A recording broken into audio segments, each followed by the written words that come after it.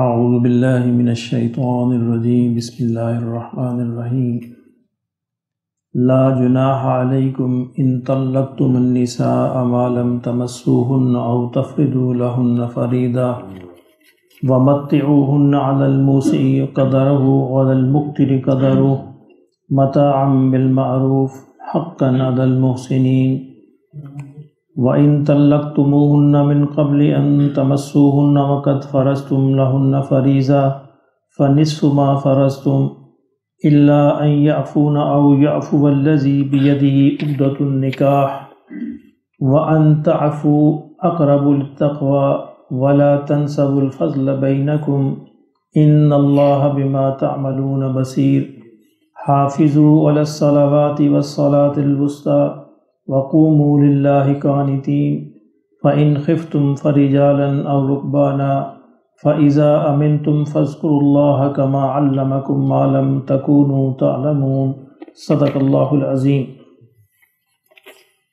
فرمایا کہ لا جناح علیکم، تم پر کوئی گناہ نہیں ہے، ان طلقتم النساء، اگر تم عورتوں کو طلاق دو، ما لم تمسوہن، ایسی عورتوں کو جن سے ابھی تک تم نے مباشرت نہیں کی، خلوت نہیں ہوئی، او تفرضوا لہن فریضہ، یا ان کا مہر مقرر نہیں کیا، تو ان کو کیا دینا ہوگا؟ وَمَتِّعُوهُنَّ عَلَى الْمُوسِعِ قَدَرُهُ، تو ان کو تھوڑا بہت دے کے رخصت کرو، جو وسعت والا ہے، جس کو اللہ نے فراخی دے رکھی ہے، وہ اپنی حیثیت کے مطابق ان کو دے۔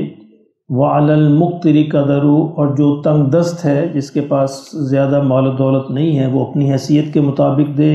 مَتَاعًا بِالْمَعْرُوفِ حَقًّا عَلَى الْمُحْسِنِينَ، جتنے بھی نیکوکار ہیں، احسان کرنے والے ہیں، اچھے مسلمان ہیں، ان کے ذمے ہے، حق ہے اللہ کی طرف سے کہ وہ اچھے طریقے سے ان کو رخصت کریں۔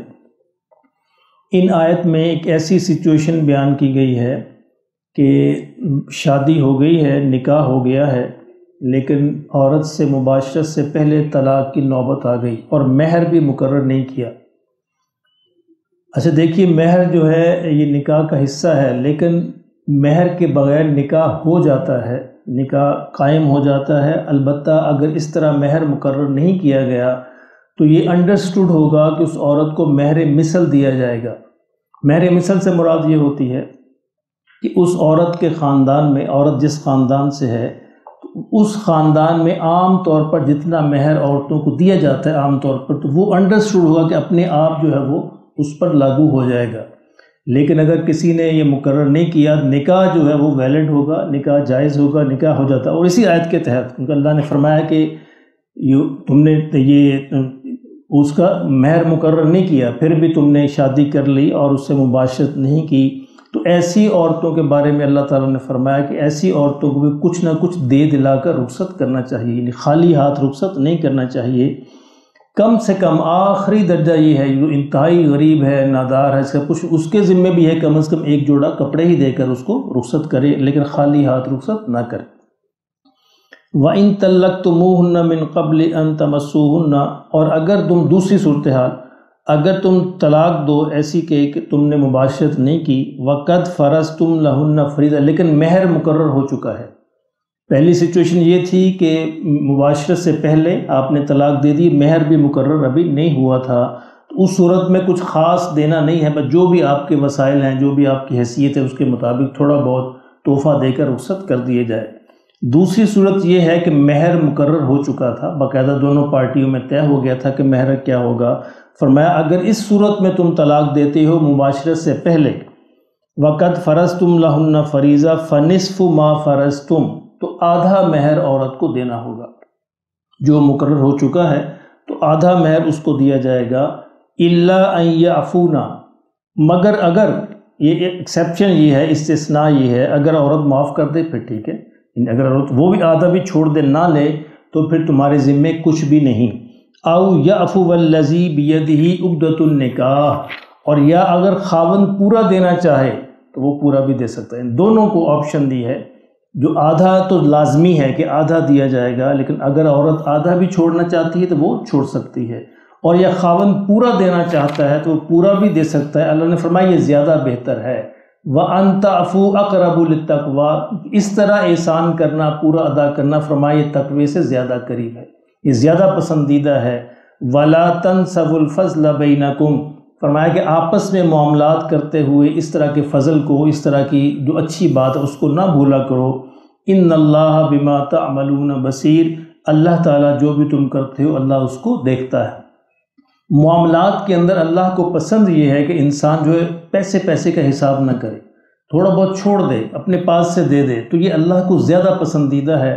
فرمایا کہ یہ محسنین کا کام ہے، جو اچھے مسلمان ہیں، اعلیٰ درجے کے مسلمان ہیں، کہ وہ اپنا حق بھی چھوڑ دیتے ہیں، اپنے پاس سے بھی کچھ دے دیتے ہیں، یہ زیادہ بہتر ہے۔ اس میں جی لکھا ہے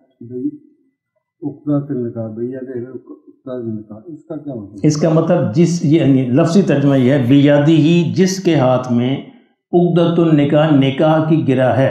نکاح کی گرہ کون باندھتا ہے؟ خاوند۔ نکاح کی گرہ، اس لیے میں نے اس کا خاوند ترجمہ کیا، یہ پورے لفظ کا ترجمہ خاوند بنے گا۔ یہ وہی کھول سکتا ہے، وہی باندھ سکتا ہے، ٹھیک ہے، یعنی کھولنے سے مراد طلاق ہے۔ خاوند طلاق دے گا تو وہ گرہ کھلے گی۔ عقد نکاح کہتے ہیں نا، عقد کہتے ہیں گرہ کو، یعنی گرہ بن گئی ہے، اب دونوں جو ہے میاں بیوی ہیں، ساری عمر رہیں گے۔ خاوند جب بھی چاہے کھول سکتا ہے، اور جب اس نے نکاح کے ذریعے باندھ لیا تو باندھ لی، اب وہ اس کے ہاتھ میں ہے، بیادی ہی اس کے ہاتھ میں ہے، جب چاہے طلاق دے سکتا ہے۔ عورت طلاق دے نہیں سکتی، مطالبہ کر سکتی، مطالبہ کر سکتی ہے طلاق کا، لیکن دے نہیں سکتی۔ اور مرد طلاق دے سکتا ہے، اس لیے اللہ نے فرمایا اس کے ہاتھ میں یہ گرہ ہے، تو اس سے پورے فقرے سے مراد مرد ہے، خاوند ہے۔ فرمایا کہ حافظوا علی الصلوات والصلاۃ الوسطیٰ، اپنی نمازوں کی حفاظت کرو، خاص طور پر درمیانی نماز کی۔ اب دیکھیں پورے معاشرتی معاملات، آئلی قوانین چل رہے ہیں، درمیان میں یہ آیت آ گئی، اس سے کوئی جوڑ بنتا ہے؟ پیچھے نہیں بنتا۔ قرآن مجید کا یہ اپنا ایک انداز ہے، یکدم سے شفٹ آتا ہے بیان کے اندر۔ حافظوا علی الصلوات والصلاۃ الوسطیٰ، مطلب یہ ہے کہ یہ دیکھو، یہ سارے شریعت کے احکامات ہم نے بیان کر دیے، یعنی اس آیت کا جوڑ یہ بنتا ہے کہ یہ سارے شریعت کے احکامات ہیں، اگر ان پر قائم رہنا چاہتے ہو تو نماز کی حفاظت کرو۔ ٹھیک ہے، اب جوڑ سمجھ آیا؟ یعنی یہ شریعت کے احکام جو بھی چلے آ رہے ہیں، سارے خاندانی قوانین، شادی بیاہ کے، طلاق کے معاملات، اگر ان پر مضبوطی سے قائم تب رہو گے جب تم نمازوں کی حفاظت کرو گے، نمازوں کی پابندی کرو گے۔ نماز تمہیں اتنا ایمان عطا کرے گی کہ تم شریعت کے باقی قوانین پر عمل کر سکو۔ حافظو، حفاظت کرو نمازوں کی، والصلاۃ الوسطیٰ، خاص طور پر عصر کی نماز کی، درمیانی نماز کی، درمیان میں ہے نا، دو نمازیں ادھر ہے دو ادھر ہے، خاص طور پر اس نماز کی جو مصروفیت کا وقت ہوتا ہے عام طور پر اس میں کوتاہی ہو جاتی ہے۔ وَقُومُوا لِلَّهِ قَانِتِينَ، اور اللہ کے آگے بالکل فرما بردار بن کے کھڑے ہوا کرو، بالکل اللہ کے آگے جھک کر اور اللہ کے فرما بردار بن کر کھڑے ہوا کرو۔ فَإِنْ خِفْتُمْ فَرِجَالًا أَوْ رُكْبَانًا، فرمایا اگر تمہیں خوف ہو، یعنی کوئی دشمن کا خوف ہے، کسی درندے کا خوف ہے، خوف کی حالت میں ہو، نماز پھر بھی معاف نہیں، تو تم اگر پیدل حالت میں ہو یا سواری پہ ہو، اس حالت کے اندر بھی نماز پڑھنی پڑے گی۔ یعنی سواری پہ سوار ہو تو جدھر بھی سواری کا منہ ہوگا نماز تمہیں پڑھنی ہوگی، نماز تم نہیں چھوڑ سکتے۔ بعض علماء نے اس پہ لکھا ہے کہ جو حضر یعنی موجود سفر کے علاوہ جو نماز ہوتی 4 رکعت ہے، سفر میں 2 رکعت ہے، تو یہ نماز خوف 1 رکعت ہے، یعنی یہ بھی بعض علماء سے، یعنی 1 رکعت بھی اگر پڑھ لی جائے گی تو نماز ادا ہو جائے گی، لیکن نماز چھوڑی نہیں جائے گی۔ یعنی پیدل سے مراد یہ نہیں کہ چلتے چلتے، پیدل سے مراد یہ کہ سواری نہیں ہے تو آپ کھڑے ہو کر، کھڑے حالت میں ہی اشارے سے رکوع سجدہ کر کے نماز ادا کر لیں گے۔ سواری پہ ہے تو اس صورت میں بھی ایسے ہوگا۔ فَإِذَا أَمِنْتُمْ، اور جب تم امن کی حالت میں آ جاؤ، وہ خوف کی وہ حالت دور ہو جائے، فَاذْكُرُوا اللَّهَ، تو اللہ کو یاد کرو۔ کیا مطلب؟ پہلے نماز کا ذکر ہوا، اب اللہ کو یاد کرو، مطلب کہ نماز کی روح اللہ کو یاد کرنا ہے، نماز کی روح اللہ کو یاد کرنا ہے۔ تو اگر اللہ کی یاد دل میں پیدا نہیں ہو رہی نماز سے بھی، تو پھر نمازوں کو بہتر بنانے کی کوشش کرنی چاہیے۔ فَاذْكُرُوا اللَّهَ، فرمایا اللہ کو اس طرح یاد کرو، کما علمکم، جس طرح کہ اللہ نے تم کو سکھایا ہے، ما لم تکونوا تعلمون، اور اس سے قبل تم اس کو نہیں جانتے تھے۔ اللہ پاک ہمیں سمجھ نصیب فرمائے۔